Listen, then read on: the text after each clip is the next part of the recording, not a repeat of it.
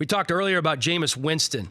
What a season it's been for Jameis Winston. Listen to these numbers, okay? He's the first quarterback in NFL history with 450 passing yards in 2 straight games. I saw that yesterday. I couldn't believe it. Couldn't believe it. We've never had that before. Didn't Ryan Fitzpatrick do that last year to start the season, but just 400 plus, Right. not 450? Not 450. Yeah. The first ever. All the great quarterbacks in NFL history. Drew Brees hasn't done that with all the yards he's thrown for. Peyton Manning hasn't done that. It seems like something Ben Roethlisberger would have done. Absolutely. So the first in NFL history with two 450 passing yard games. And then on the season, he's going to go over 5,000 yards. Yeah. He has over 4,500 passing yards right now, okay? So he's first in the NFL in passing yards, first downs, completions of 20 yards or more. He's second in touchdown passes with 30 to only Lamar Jackson.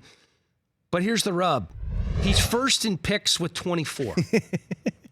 He started yesterday's game with an interception. I had a buddy who called, said, "Hey man, I need some fantasy advice. Jameis or Dak? Who do I go with?" And it was his championship game. And I do a fantasy football show on DirecTV on Sundays, and John Hansen, the Guru, and James Coe were there, and they actually had split their opinions. I think Coe said Jameis, and I think Guru said Dak, and so I told him to go with Dak, and lo and behold, Jameis ends up having another day, over Monster 450 day, yards. Yeah. I mean, multiple touchdown passes. If you are the Bucs, you don't have a choice right now. You have to hold on to Jameis for another year.